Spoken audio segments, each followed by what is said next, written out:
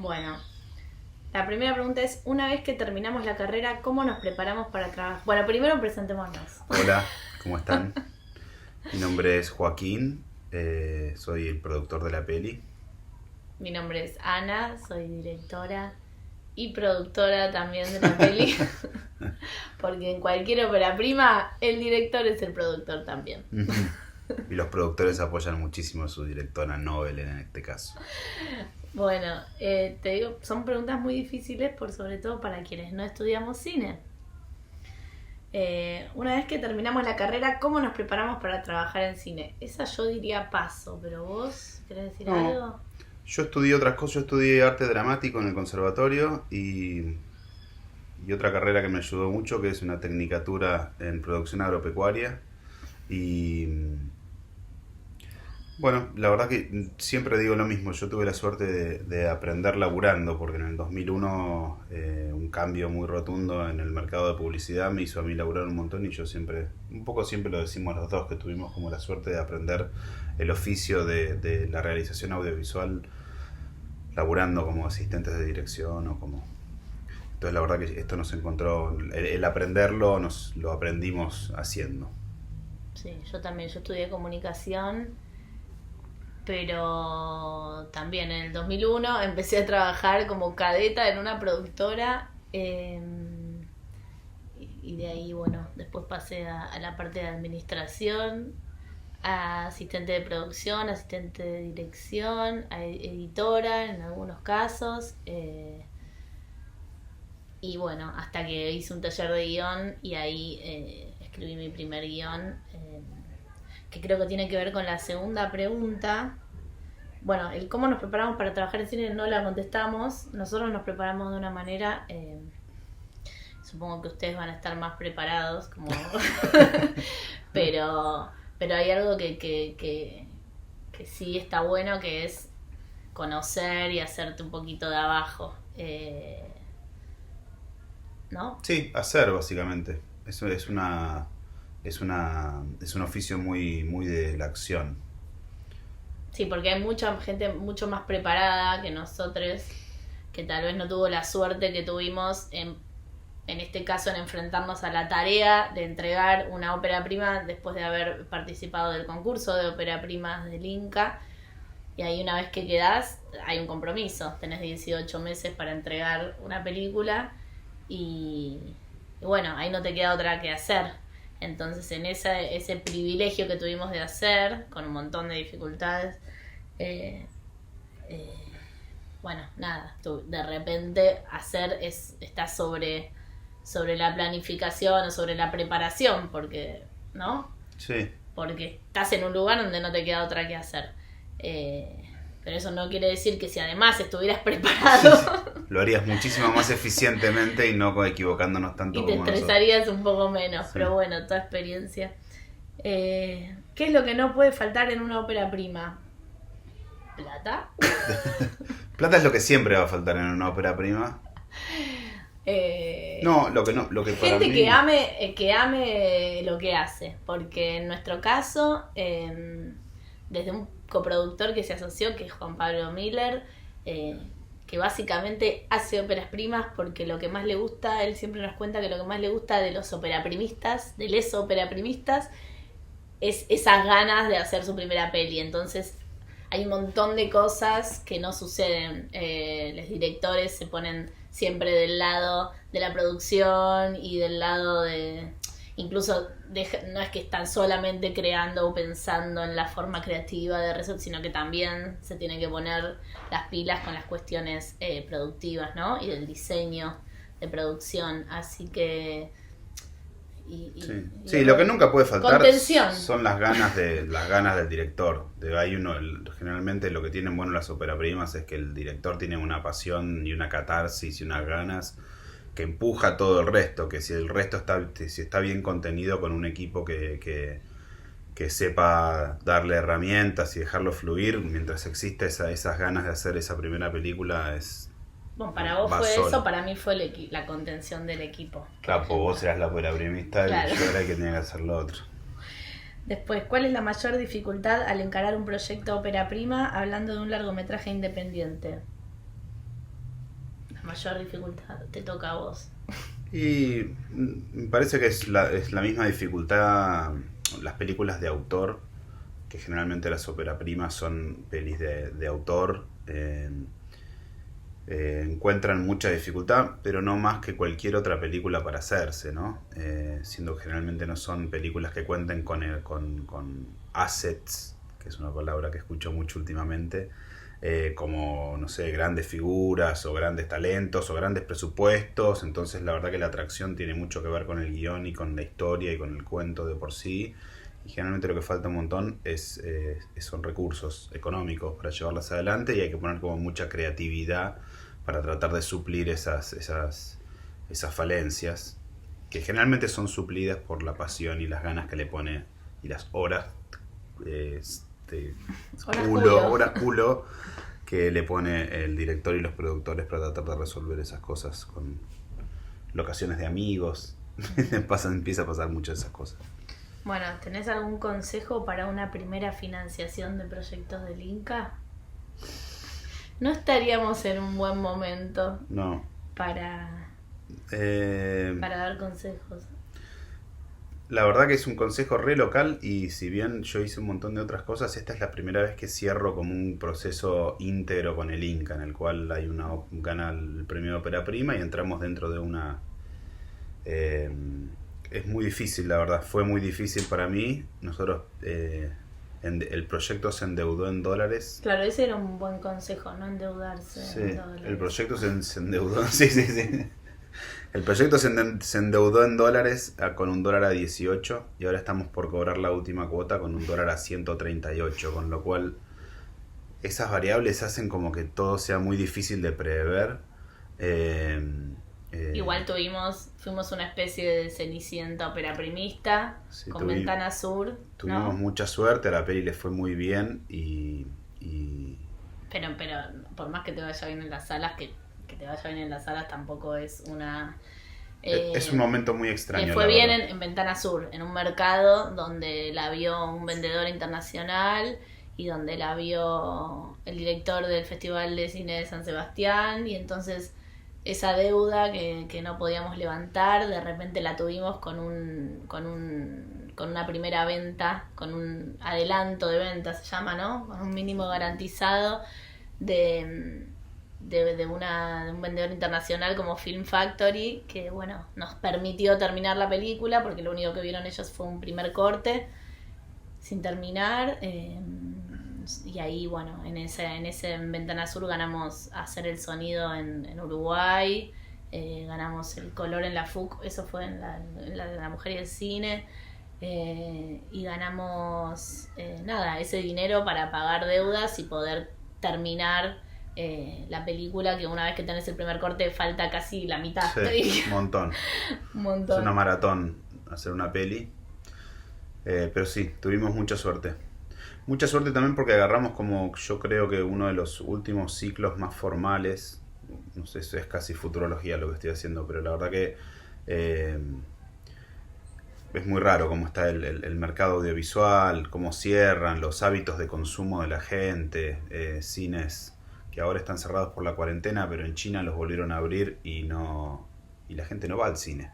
Entonces hay una lógica a la pregunta del financiamiento, hay una lógica del financiamiento que tampoco está clara desde el Inca, me parece tampoco, quien ahora está apelando a poder generar una medida de quedarse con el IVA de lo que les cobran, de lo que pagan las plataformas, que me parece muy interesante porque es ahí en donde se está yendo donde está la forma de financiar a la industria nacional. Bueno, ¿por qué creen que la difusión de cine en sala todavía sigue siendo difícil? Era difícil y ahora es imposible. Bueno, hablemos de antes, ¿no? Hablando de antes, creo que también había como pregones de lo que está pasando ahora, que hay un cambio de hábito muy, muy, muy notable con respecto a cómo la gente consume contenidos. Me parece que más que nada tiene que ver con eso, con que todavía seguimos con una cosa medio nostálgica de que la gente vaya al cine. Es como un hábito, es un ritual que está muy penosamente está en extinción, porque son de los lugares en los que nos encuentran juntos haciendo todos algo. Para mí es pero es medio romántico. Bueno, preguntas sobre mundo interior. Creo que estas son para... ¿Cómo trabajar las vivencias personales, lo autorreferencial dentro de nuestros audiovisuales? Bueno, no sé bien cómo contestar esta pregunta. Porque mi primer vivencia personal la volqué sobre un guión que no tenía planeado ni siquiera filmar. Entonces, ¿cómo hacerlo? Con sinceridad, que es algo que puse, o sea, pensando en que no iba a filmar. No sé qué hubiera pasado si me hubiesen dicho, escribí algo que se va a filmar. Tal vez, no sé, hubiese estado un poquito más atajada, creo. Me alegro de que no haya sido así, pero hubiera corrido el riesgo de medirme un poquito más. Entonces, un guión que escribí hace 10 años y que no tenía planeado filmar, cuando lo volví a agarrar luego de la muerte de mi padre para presentarlo en un concurso, nada, quedó así, quedó que casi que no se revisó por todo ese proceso de duelo que estaba viviendo y que quería seguir con esa misma sinceridad con que lo había empezado. Así que, ¿cómo era la pregunta? ¿Cómo trabajar la vida? Bueno, sí, con sinceridad, ¿no? Sí. Y con cuidado también, porque no sé, porque también se involucra gente que no decidió contar su historia y vos la estás contando. Lo que está bueno dejar en claro es que eso, por más que haya que sea una historia real, que eso solamente es un punto de vista, no es la verdad, sino que es el punto de vista, y yo lo que traté de hacer es respetar ese punto de vista de una niña de 10 años, ni siquiera el mío hoy, sino que ese punto de vista y ese recuerdo mío de esa época. Eso es re importante porque nada, evitás emitir un juicio de valor desde la actualidad o un mensaje, viste, como muy dedito levantado. Entonces está bueno respetar eso, el punto de vista, y mostrar sin intentar explicar demasiado, ¿no? ¿Será? ¿Cómo generar un universo personal en un audiovisual? No sé. Salió, ¿no? Porque era un miedo también, que el guión, que es una obra y que es bastante más sencillo para mí explicar en palabras y escribir, que después llevar en tantos idiomas diferentes, combinados, ¿no? Como es el audiovisual. No, es un lenguaje diferente, totalmente diferente. Totalmente diferente, pero que combina un montón de cosas. Tiene un montón de herramientas que si te pasás un poquito en una o te falta un poquito de otra, tal vez no es, igual no lo fue, ¿no? Lo que era el guión, pero en un guión es más controlado todo. Porque decir, esto es así, esto fue así, esto se veía así y parecía así. En cambio, después llevarlo al audiovisual era uno de los temores, ¿no? Sobre todo con niñes, trabajando con niñes y tratando de explicar cómo era ese universo tan personal, llevado a gente que no lo vivió. ¿Cuánta libertad de creatividad encontraste en el montaje, sabiendo que tu relato, a veces ficcional, tenía mucho de autorreferencial, además de material de archivo real? Bueno, justo estoy con el productor que apoyó esa locura que fue intentar meter el material de archivo. Creo que fue el que más lo alentó, porque era como un riesgo, ¿no? Estamos haciendo una película para mi familia y mis amigues, o estamos haciendo una peli para que la entienda un poquito más de gente. No teníamos durante el rodaje, ¿no?, la intención, ni antes, la intención de meter material de archivo. Tal vez sí un poquitito en la escena de la playa, porque no teníamos plata para viajar a la playa con todos los actores, pero después de editar, ¿qué? 7 semanas. 7 semanas, paramos la pelota 1 mes o 2 meses y volvimos a entrar a edición con material de archivo que yo ya tenía, que conocía, que había usado solamente para referenciar al equipo, y con cosas nuevas que había descubierto y que no conocía y que de repente eran totalmente funcionales al relato. Y nada, fue como un momento muy místico y de conexión, ¿no?, con mi papá, que había dejado todas esas cosas servidas para utilizar en la película. Así que fue muy...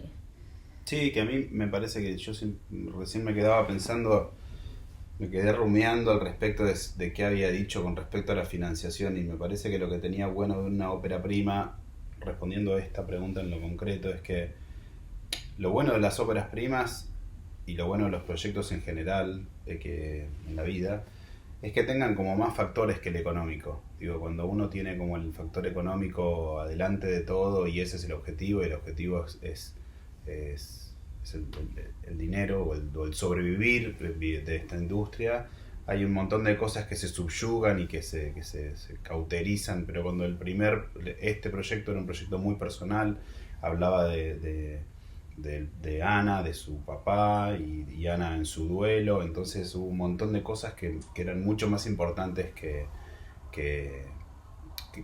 tenían a este proceso y a este proyecto de una catarsis personal mucho más importante. Entonces eso, cuando apareció en las imágenes de archivo, estuvo muy en función de eso.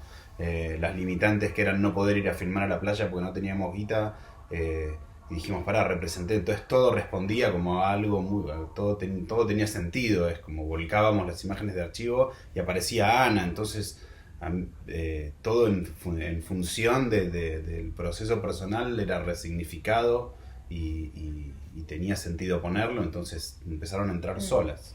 Total, que tiene que ver con la siguiente pregunta, que dice cómo lograste el verosímil y que todo tenga cohesión. Así, claro. Porque el primer corte de la película, que era toda ficción, salvo el momentito de la playa, estaba bien, pero yo no lo sentía. Nada, lo que digo siempre, que al meter el momento del archivo, pequeño momento que tenía de archivo, yo sentía, cómo descomprime esa responsabilidad a la ficción de pretender representar una historia mía. Y en la ficción yo sentía que le faltaba un poquito de cosa mía y de sinceridad y de lo que realmente fue y de mundo, porque sí se logra, pero se entiende mejor con el material de archivo. Entonces sí, el material de archivo completó todo lo que mi poca capacidad cinematográfica quería. El poco recurso que teníamos, porque de verdad que había una escena en el guión, en la obra literaria había una escena que se filmaba en la playa, y desde el punto de vista de la producción no solamente no podíamos por cuestiones de recursos de dinero, sino que también teníamos limitaciones con respecto a la capacidad que teníamos nosotros de organizar dentro del marco de lo que el trabajo con niños nos permitía. Entonces, esa variable del trabajo con niños nos llevaba a jornadas muy cortas, a imposibilidad de hacer horas extra, a tener, si tuviéramos que llevar a chicos y hacer un plan de rodaje, los planes eran eternos y no entraban dentro de ninguna lógica financiera ni presupuestaria dentro de la peli. Entonces, la verdad es que esto, como decíamos, ¿viste? Cuando de repente estás bien acomodado y tenés bien en claro cuáles son las variables más importantes de la peli, en este caso que Ana transitara un duelo, más allá de Ana transitara un duelo con estas características de ser una obra audiovisual, ¿no? Entonces, como que todo se fue alineando y todo tenía sentido.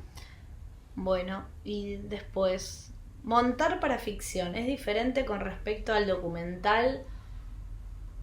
Bueno, calculo que sí, porque por ejemplo ahora estoy queriendo encarar un documental y estoy empezando con la edición. Estoy empezando con el material que ya tengo filmado desde el año 2012. Entonces lo que pretendo hacer, por ejemplo, no sé igual, estoy hablando desde la no teoría, pero por ejemplo En ficción vos seguís como los pasos, escribís el guión, preparás la filmación, filmás y después editás y después en todo caso volvés a entrar en edición o refilmás alguna cosa. Pero en este caso del documental que estoy haciendo, que no sé si es un documental o terminará siendo una ficción, de acuerdo, depende cuánto lo manipule. Voy a empezar editando y de acuerdo a la historia que realmente quiera, porque tantas cosas se pueden contar en un documental, pero lo que quiera delinear como historia, creo que ahí después voy a escribir un guión que me haga dar cuenta de lo que me falta para completar, ¿no? Con entrevistas o con imágenes. Así que en este caso lo haré así. Yo supongo que el documental, el guión se escribe también mientras se hace y se termina de escribir en la edición final, así que un poco nos pasó eso también en esta ficción que tiene mucho de realidad, mucho material de nuestra historia, que también se montó y después se volvió a la etapa de montaje con otra idea y con otra, ¿no? Sí, lo bueno otra para intención. mí, lo bueno para mí, en una ficción uno tiene una idea y va y trata de plasmar de la mejor manera la idea que uno se imaginó. En el documental uno tiene más una intuición. En el documental, ¿no? Uno lo que aparte nos va pasando cuando Ana va hablando también es de su abuelo, entonces el objetivo del documental pone como una meta en la cual solamente sirve como una excusa para ir avanzando e ir meditando, y si después terminás en otro lado me da la sensación de que mucho no importa. Creo que se plantea una hipótesis y que algo, así como siempre digo que como una transformación que tuvimos con esta peli, en el documental es obligatorio que algo se transforme en el proceso para lograr un resultado, para confirmar la hipótesis, para tirarla por el aire y plantear otra. Así que sí, intuyo que debe ser por ahí. No tengo la respuesta tampoco. ¿De qué manera se decide cómo abordar el montaje de una película?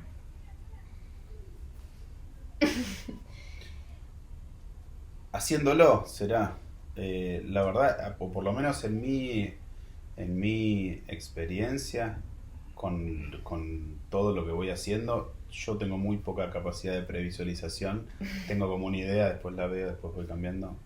Sí, pero supongo que Yo con era un plan, productor. ¿no? No hay mejor para mí por lo menos, no hay mejor motor que los deadlines, Sí. que los plazos, que si tenés plata para 4 semanas, para 5, para 6 o para 7 de edición, usarlas y decir, bueno, de acá a acá lo tengo que resolver porque la película se podría haber seguido editando para siempre y es un poco el presupuesto el que te limita.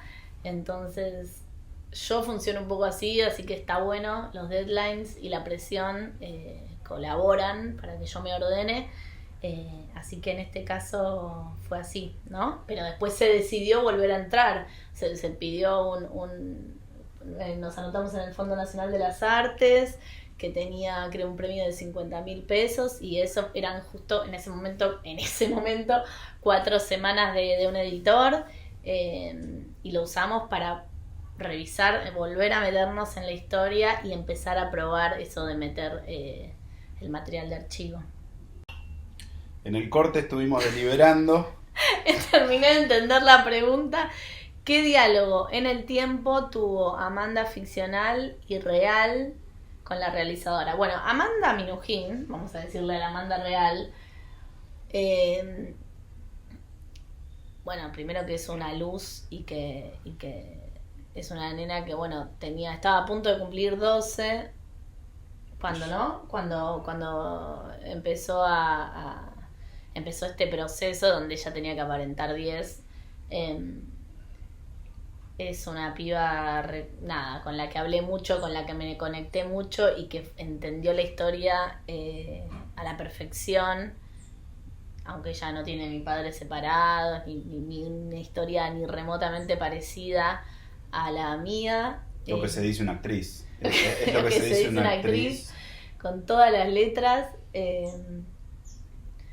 No, Amanda, la verdad es que hablaba mucho conmigo, empezamos 2 meses antes con todo el proceso de aprenderse, qué sé yo, las canciones que pertenecieron a mi padre, las de la época que solíamos escuchar, hizo muchas preguntas, otras ni las hacía, pero las entendía, ¿no? Como había muchas cuestiones que no hacía mucho, falta ni explicar. entendía la onda, veía muchas fotos, como nosotros al principio teníamos esta idea de referenciarnos mucho en las imágenes de archivo, y las canciones que usábamos eran del papá de Ana y de la banda que tenían con Ana, qué sé yo, había un montón de cosas que ella entendía, que las agarraba del aire, la verdad. Sí, pero creo que el último día, el día que filmamos la escena final entre ella y Gustavo, que terminamos y que yo aparte lloraba y venía y me abrazaba, como que nos quedamos muy conectadas con Amanda, la verdad. Entendió todo. Y si no lo hubiese hecho, no hubiésemos tenido la película que tuvimos. Y era un riesgo que corrimos, porque no sabíamos tampoco cómo iba a ser el rodaje, si todo lo que confiábamos en Amanda y en su sensibilidad iba a ser real, no por una cuestión de imposibilidad de ella, sino Edad. por edad, por el cansancio, por las 5 semanas en enero fatal de calor, porque lo hacía con su hermana, que también era ¿viste? Cambiaban los días, un día venían peleadas, un día venían re bien, un día la hermana aguantaba menos, Carmela, y ella también estaba muy atenta a su hermana, y había había escenas que exigían una concentración y un compromiso por parte de ella a veces mayor. La verdad que fue un riesgo que no volvería a correr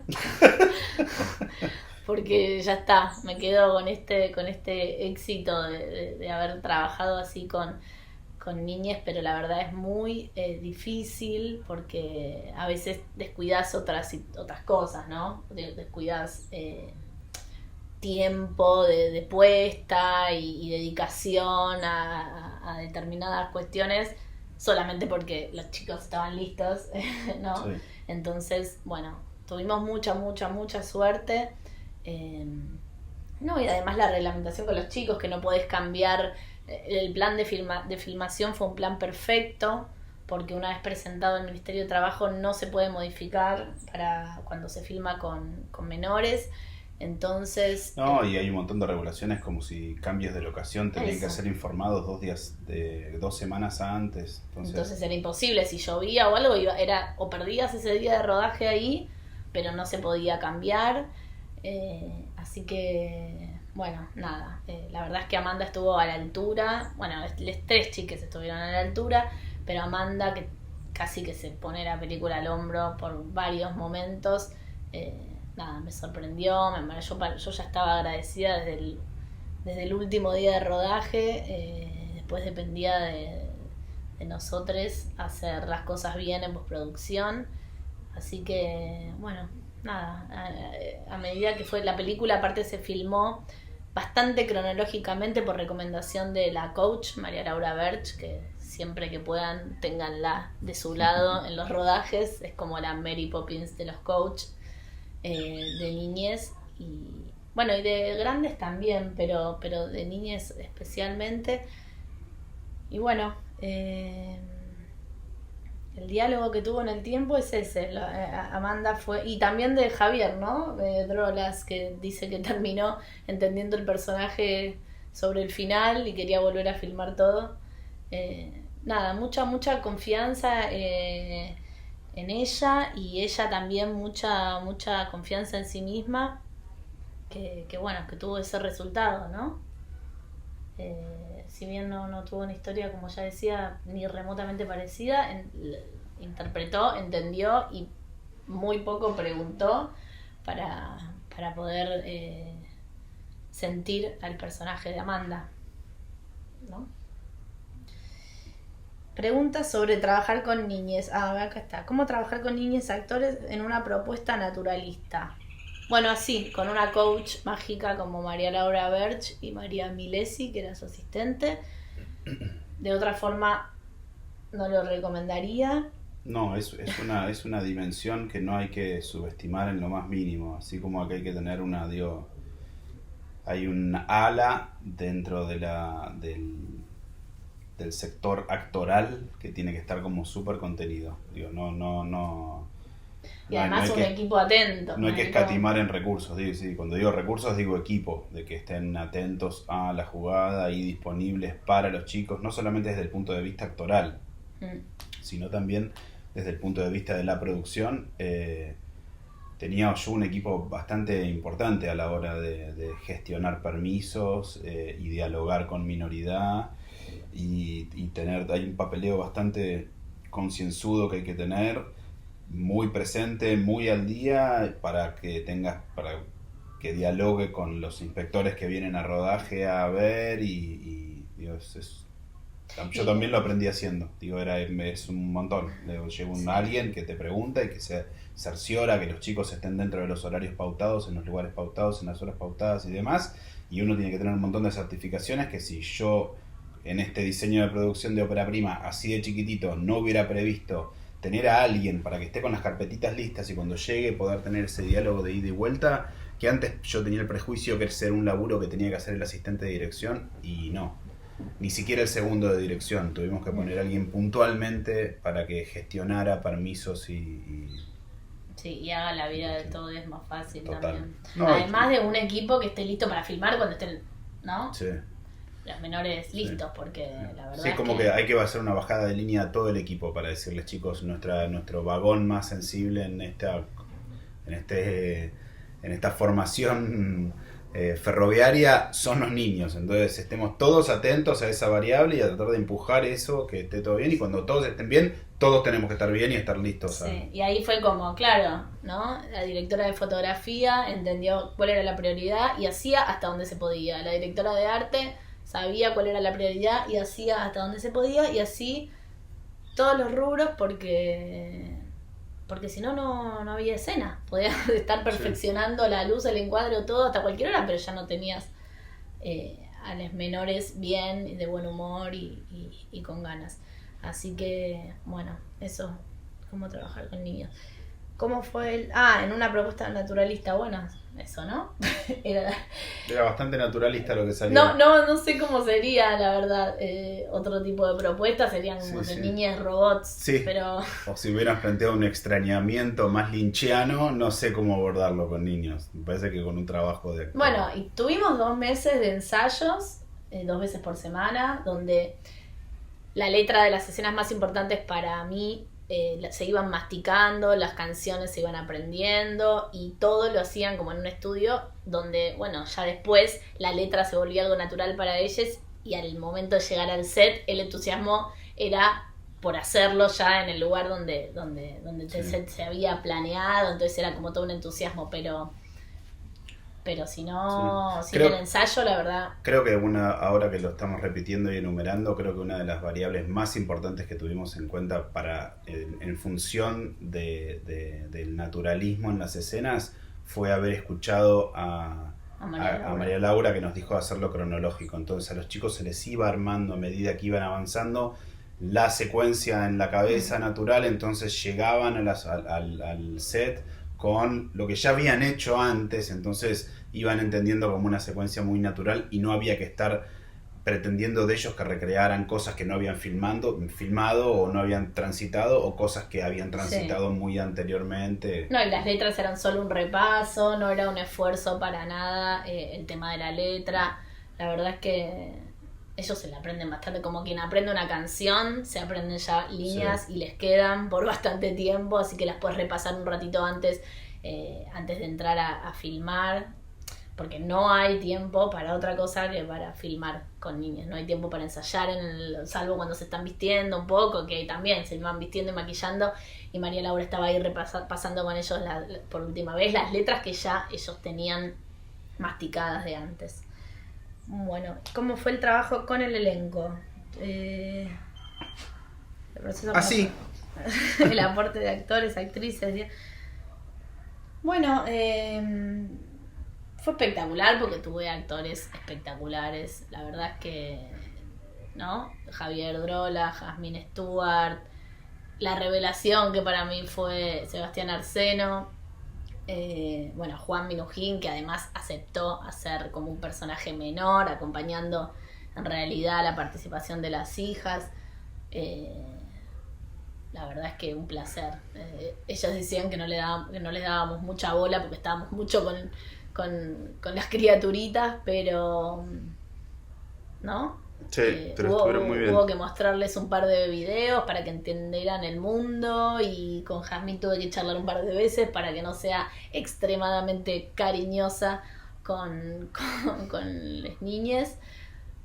Pero sí, se trabajó más sobre la hora y en el set, ¿no? Con los adultos, salvo con Sebastián y Javier, que nos juntamos varias veces a practicar las canciones, a que las toquen, más que nada en lo musical y en lo relacional con las niñas. Bueno, el rol de la mujer está atravesando por profundas transformaciones. En el campo visual, debates postergados sobre el cupo laboral y la representación de la mujer están haciéndose lugar de a poco. ¿Qué opinás sobre cómo estas transformaciones largamente postergadas se están llevando en la región? Bueno, lo que digo siempre, ahora que yo tuve la suerte de coincidir con un montón de directoras mujeres, muchas operaprimistas, tanto en festivales internacionales como acá en la Argentina, donde conformamos la cartelera feminista con muchas de ellas. Lo que digo siempre cuando en las presentaciones de la película le dedico la proyección a las mujeres, a las muchas madres que terminan una película, porque terminar una película ya es un esfuerzo tan sobrehumano que no me sorprende. Digo siempre que en estos últimos años donde el cine fue tan castigado, no me sorprende que tantas películas que lograron terminar hayan sido realizadas por mujeres, porque en condiciones adversas las mujeres reman y saben llegar. Siempre se movieron bastante bien, con falta de recursos, con todas las vicisitudes económicas. La verdad es que para la mujer no es una gran novedad remar en dulce de leche, así que no me sorprende todas las mujeres que terminaron películas en estos últimos años, sobre todo en el último año, que a muchas les llevaron 2, 3 y hasta 17 años, como el caso de Valentina con su documental. ¿Qué opino? Que me parece que todo cine realizado por una mujer es cine feminista, aunque no se declare así, porque hacer una película es postergar un montón de otras variables, es trabajar sin salario o aportar su salario para poder terminar, tener compañía también y banca de otros lados. La verdad es muy... Yo tuve la suerte, por lo menos, de tener productores que confiaron, y a pesar de haber trabajado 2 años, o casi 3, sin cobrar, creo que todavía hacen cine las mujeres con ciertos privilegios.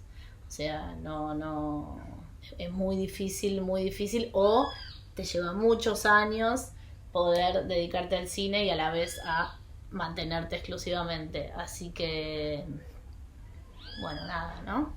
Sí, ya para hacer cine me parece que se tienen que dar un montón de variables muy privilegiadas, ¿viste? Ya es difícil ya hacer cine de por sí, y igual en el cine se está dando, como en todas las otras áreas de la sociedad, una reivindicación y una irrupción de las mujeres que le ponen una garra y toda su femineidad a la cosa, que está genial. Es para multitasking, la verdad, total, hacer cine. Total. Acá, entonces alguien que puede criar hijos y además dedicarle el tiempo a... Yo siempre decía que tener un hijo tal vez es más fácil que hacer una película, porque la verdad es que tarda un poquito más la gestación y el parto, No, pero aparte, esa yo admiro mucho de Ana y sus amigas que tienen un don muy particular, que es que cuando se juntan hablan y escuchan a la vez. Eso es una cosa muy particular. Pueden mantener charlas adecuadas porque están escuchando y hablando al mismo tiempo. También podemos crear hijes, sí, hacer sí, cine también. Y trabajar. Multitasking. Pero bueno, sí, creo que es hacer en cine, en esta época donde donde hacerlo es un síntoma de privilegio. Hacer cine como mujer ya es un acto feminista de por sí. Después la temática no tener que ver exclusivamente con eso, porque las mujeres no solo hablan las mujeres feministas también pueden contar historias de cualquier otro tipo, así como se contaban historias sobre nosotras a través de los ojos de un realizador. La mujer puede hablar de lo que se le cante y no solo de feminismo. La cartelera feminista muchas veces fue también dicho, no, cine feminista no es cine feminista, es cine hecho por mujeres, para mí. Así que de la temática que sea. Bueno, espera. ¿Qué referencias visuales han sido determinantes en tu formación artística? Bueno, la televisión, mis referencias visuales fueron las referencias de los 90, los videoclips, la tele y el cine que veía por tele en esa época, las imágenes de mi padre que filmaba, las imágenes que producíamos también en condiciones, por supuesto, ¿no? Muy homemade. Y después a mí no a los soy dos muy creo, cinéfila. No, ahora por ahí soy un poquito más, sí, pero no creo que también mucho de lo que nosotros laburamos en publicidad bastante tiempo, y la verdad es que consumíamos publicidad o nos referenciábamos con publicidad, y eso también hizo la verdad que creo que a la hora de la realización audiovisual nos dejó como un legado de hacer, de procesos cortos, de consolidación de cosas, de ver, armar y tener hecho, que también me parece que fue... Igual yo duré muy poco en la publicidad. Sí, me acuerdo. Pero bueno, eso me dio, por ejemplo, la herramienta de aprender a editar, entonces claro, también tenía muy la cabeza en cómo lo iba a editar mientras lo realizábamos. Pero básicamente mi influencia principal, y siempre me río porque cuando nos fuimos a vivir a Paraguay mi papá nos mandaba VHS con programas de la tele para que no tuviésemos un bache televisivo, entonces veíamos desde Magazine for Five en Cablín, La Cueva, un programa de música que tenía Viravent, videoclips de Match Music y MTV que veía, Los Simpsons que recién empezaban, como un picadito de lo que no me podía faltar, de lo que no nos podía faltar con mis hermanes. Recibíamos, y a veces películas que venían, la videoteca de Página 12 que traía, que venía, qué sé yo, veíamos muchos Tiempos Modernos de Chaplin, veíamos mucho de humor de Jerry Lewis en la tele. La verdad es que bueno, esa es más que nada mis referencias audiovisuales. Me encantaría poder decir. No, somos muy de Herzog, de la primera época. Amo Herzog, la película de Gorbachev de Herzog me dejó helada, pero bueno, no es que vengo viendo hace 1000 años, sino que este último tiempo sí. Sí, soy un papelón en los festivales cuando me preguntaban eso, era la pesadilla, pero la verdad, después dije, la verdad, es la verdad, y la televisión es a mi media de Alberto está saliendo. Mis medias de Alberto y Cristina. Bueno, solo pueden editar.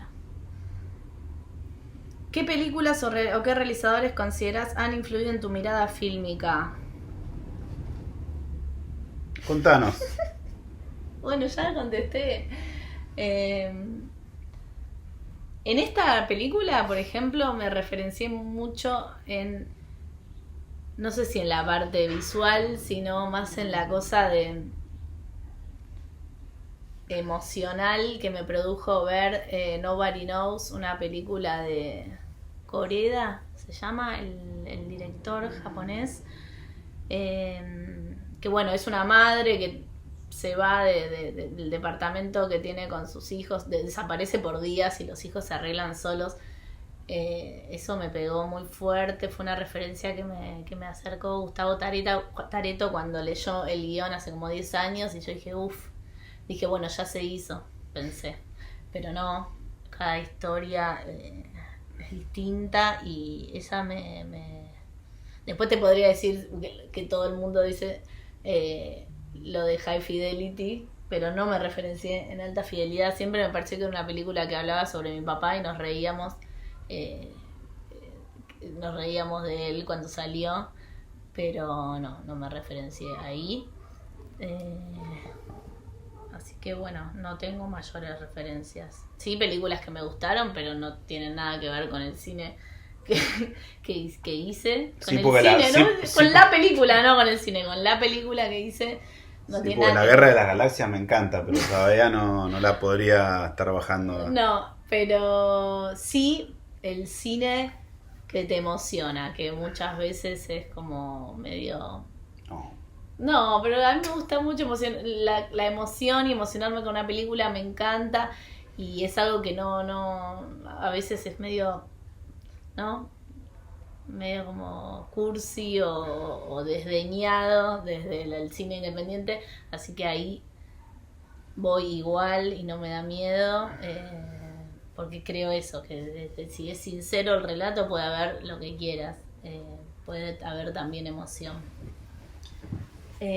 Pensamos a la motivación como algo que permanece intacto a lo largo del proceso realizativo, que por lo general es contingente y muta desde que lo empezamos hasta ver la obra terminado. ¿Qué lugar ocupa para vos la motivación en tus proyectos? Bueno, si no estás motivado, te juro que no llegás ni a la esquina porque todos los días vienen... Te vienen o sea, todos los días tenés motivos para abandonar.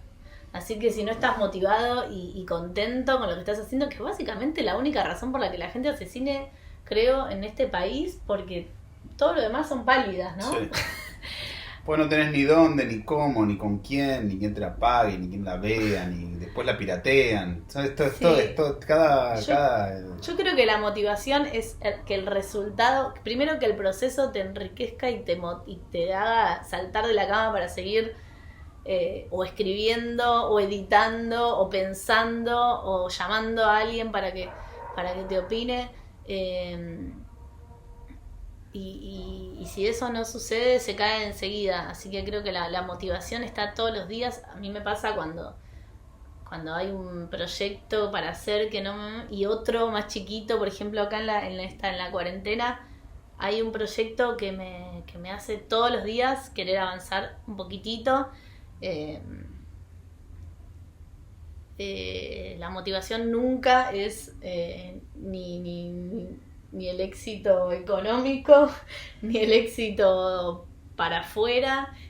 La película, ya cuando la vi, por ejemplo, Las Buenas Intenciones, cuando vi el corte con todo el material de archivo puesto, cuando no tenía idea si si nos iba a ver alguien o si iba a gustar en algún festival, y antes de todo lo que pasó y lo que viajamos, la verdad es que ya estaba feliz porque había parido lo que quería parir. Entonces, y a mí me había dejado contenta y había apostado. Bueno, como decía Joaco, el proceso había sido tan importante o más que el resultado final. Eso es la motivación, ¿no?